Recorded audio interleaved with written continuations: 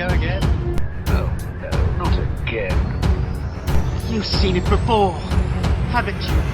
Dom, how long have we been doing? Once more unto the breach. Dear friends. Again and again and again until we're both dead.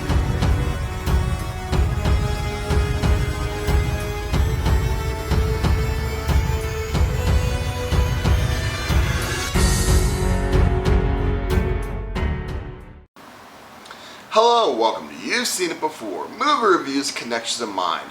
Top Gun Maverick is the long-awaited, long-delayed sequel to 1986's Top Gun. It is directed by Joseph Kosinski and once again stars Tom Cruise as Pete Mitchell, aka Maverick, who after dedicating his life to the Navy, he's finding himself near the end of his naval career. However, he is once again called back to fight weapons school, aka Top Gun, in order to train a new group of naval aviators to embark on a dangerous mission, but this will also dredge up some very painful memories from Maverick's past. Now, this video review will contain spoilers of Top Gun Maverick. I'll be doing my spoiler-free thoughts before I get into any spoilers, but just as your fair warning, there will be spoilers later on in this review. But first things first, let's get into some spoiler-free thoughts on Top Gun Maverick. Is it a good legacy sequel so many years after the original? Was it worth that 36-year wait? But is it just any good in general? Yes. Oh my gosh. You know, legacy sequels, they're very hard to pull off. Very few legacy sequels, you know, movies that come out so long after the original or the previous installment work at all, you know. But this one, it is well worth the wait at this point. And this does what many of the good legacy sequels do, and it plays into the time difference well. You know, a lot of legacy sequels, they play lip service to the time difference, but then they kind of rehash the same thing and don't add anything new to it. And not to say that Top Gun Maverick doesn't rehash a lot of the same plot beats as the original movie, but this one plays into it so much better, you know. Whereas in the original Top Gun, the focus was mainly on the young recruits. You know, Tom Cruise and Val Kilmer were young men at the time, and they were the focus of the story, with the older pilots and the instructors were kind of looking down on them, like, you gotta rein yourself in, Maverick. But this time around, we see Tom Cruise is now the older pilot. He is now the experienced hand. He's looking back on his life, you know, reflecting on the good and the bad, and he's seeing that good and bad in these younger pilots that he's being forced to train at this point, and it plays into that very well. And really, the main source of conflict in this story is between Tom Cruise's Pete Mitchell, Maverick, and Miles Teller as Bradley, who is the grown son of Goose, who was killed in the original Top Gun. And Maverick has guilt over this. He thinks it was his fault, and there's guilt along other stuff. Trying to protect Bradley. In the movie, he says that I tried to be the father that you lost, and he kind of failed at that. So there's a lot of conflict based around that, as well as the main threat of the story, which is the mission that they're trying to embark. It's basically an updated version, whereas in the original Top Gun it was very much Cold War, basing against the new Soviet MiGs that are encroaching on U.S. territory. This one, it focuses on, and yes, I'm going to get into details about the mission that they're going to embark, but I wouldn't necessarily call it a spoiler, just because these details aren't really important to the overall development of events per se, but there's the updated threat of there is a nuclear refinement facility that's about to go online in a rogue state, and there is a airfield nearby filled with fifth generation fighters, which is like those cutting edge fighters that are out there in the world right now. And they even make a point that's like, oh, and we even have, this airfield even has a couple of F-14s in there. I guess the Navy's not the only one who keeps fossils, or relics on hand. You know, the Admiral giving this briefing is obviously giving a dig at Tom Cruise at that one. But, you know, I love the fact that, you know, you go into this trying to make it so, you know, trying to avoid the politics of the day, but people who know anything about, you know, geopolitics can pretty much figure out that, the, you know, nuclear refinery in a rogue state kind of narrows it down to a handful of possibilities already, but then the fact that they have F-14s on there, the F-14 was only used by 2 air forces, us and Iran, so I'm pretty sure it's Iran. But, you know, they can't say it, they don't, you know, that's their own thing, whatever. I thought it was kind of funny, but, you know, these are not, I mean, you kind of know what you're getting into going into the story. You know, there's a threat, you gotta have to do it, and it's really just an excuse. It's like, all right, we have to figure out a way to have some really cool plane stunts, which is what, you know, the original Top Gun was all about too. And yes, the plane stunts in this are supreme. I wish I need to go back and I should really go back and see this in IMAX screen. If you haven't seen it yet, I highly encourage you to see it on the biggest screen possible, because my gosh, you know, 6 years ago in the original Top Gun, they filmed real planes doing real stunts, but they didn't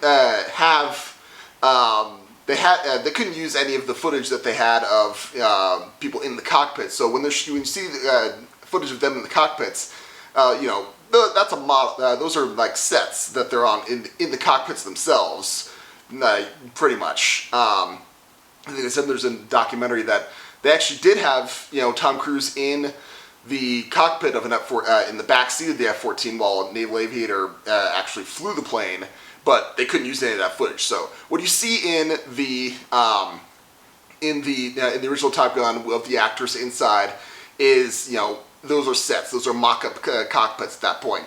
Here, on the other hand, in Top Gun Maverick, 36 years later, you know, with so many advances in camera technology, you have, you know, basically GoPros inside a real F-18. Tom Cruise really did get into an F-18. He actually trained to become a pilot at this point, and they actually, I mean, with the cooperation of the Navy, they did. I'm pretty sure they were all in the back seats of an F-18, but because I'm pretty sure they would not, the U.S. Navy would not trust Tom Cruise to actually be flying a F-18 off a carrier, but Tom Cruise is in a real F-18 on a real carrier, and they really did launch him off that carrier, and you see in the cockpit, you know, there's so much footage of these people in the cockpit. They are pulling real G's, and there's that attention to realism that makes this so incredible as a visual experience as far as, you know, air combat. You know, yes, it's been pointed out that, you know, the air stunts are a little unrealistic, which,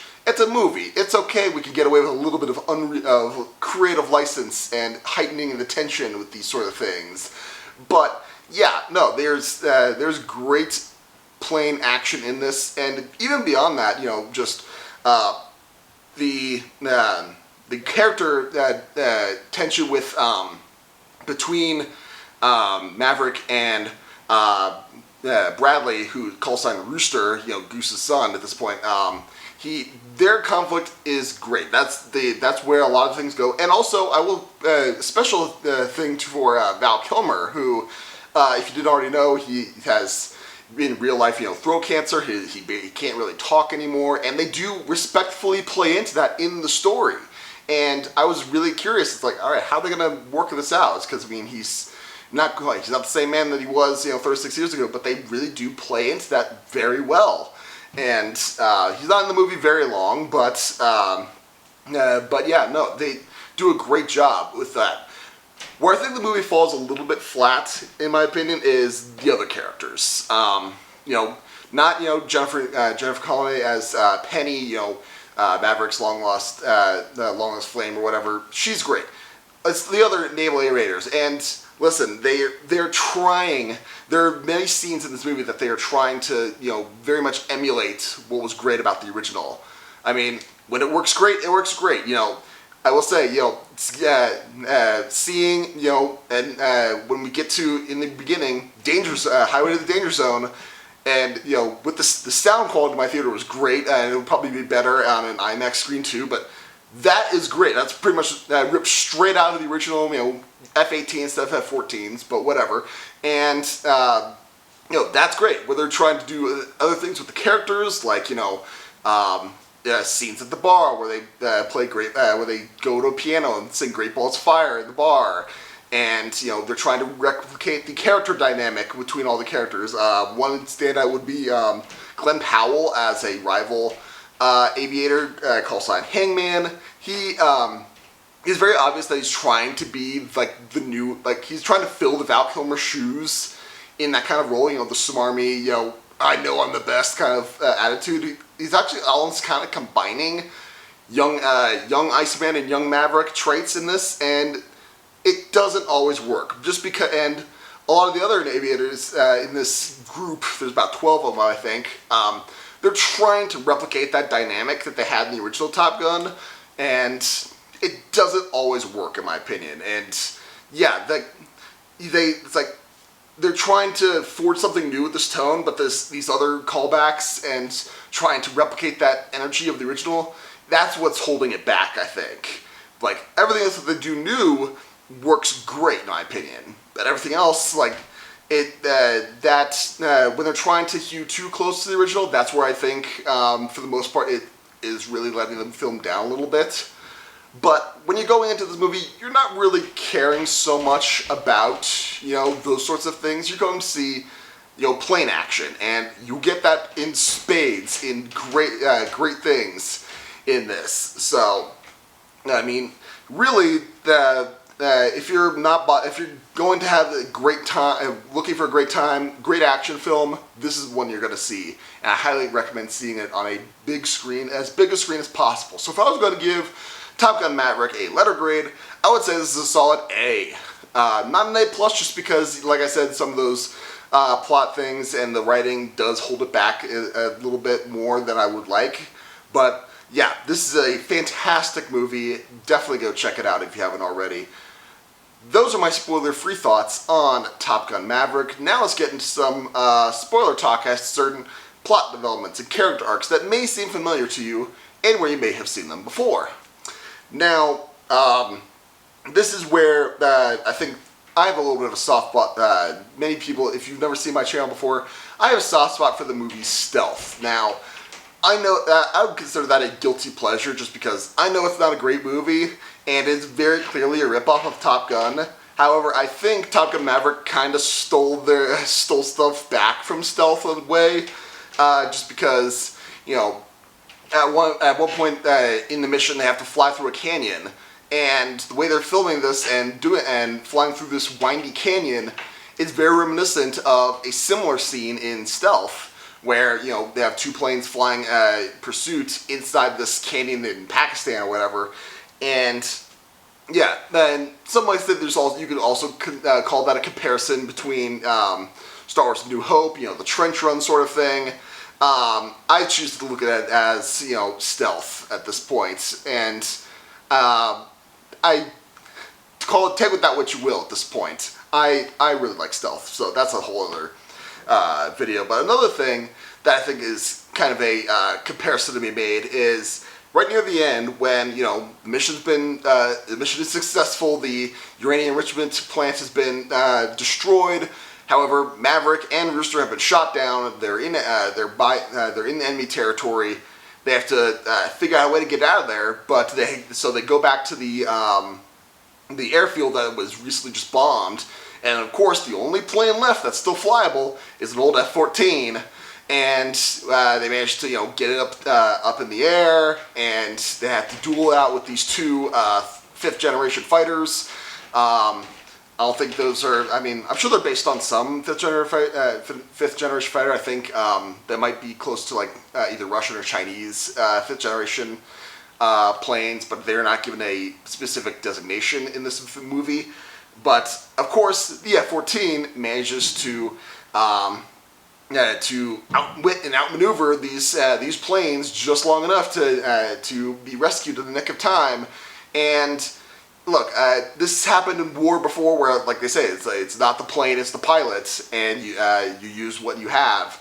But in film, it makes me think of a couple different things. One, Goldeneye, especially the scene near the beginning where you see James Bond is driving along, having a little race down this mountain switchback with Famke Janssen's character, who's driving. I mean, James Bond is in his 63 Aston Martin DB5, and Famke Janssen's in this Ferrari. I don't know what specific Ferrari that was, but it's a 1990s Ferrari. And it's like, no, in real life they would not be that close together, but it's a movie, they make it work. Just like another example would be Battleship, 2012's Battleship, where by the end the modern naval ship has been destroyed. All they have left is USS Missouri, which is 70 years old at that point, but it's all they have left. So they of course use it to defeat the aliens. So that sort of comparison where you have the duel between, oh, this thing is so old, how can we possibly use it? We're going to have to use it anyway. And yeah, then they pull it out and they manage to pull off the victory at that point. So those are the things that it made me think of. But what other connections did you think of? What did you think of Top Gun Maverick in general? Did you like it? Did you not like it? Do you agree or disagree with my analysis? Let me know in the comments down below. Thank you so much for watching. I appreciate whatever audience I can get. Be sure to look for my next movie review, which will be for, I believe, Jurassic World Dominion is the next one up, which will be June 10th. And look for my next TV review, which will be for Season 1 of Halo from Paramount+. So look for that. And if you liked this video or any other video on my channel, please give me a like, share, and especially a subscribe. I'd very much appreciate it. Again, thank you so much for watching. But just remember, there is nothing new under the sun. And yes, you have seen it before.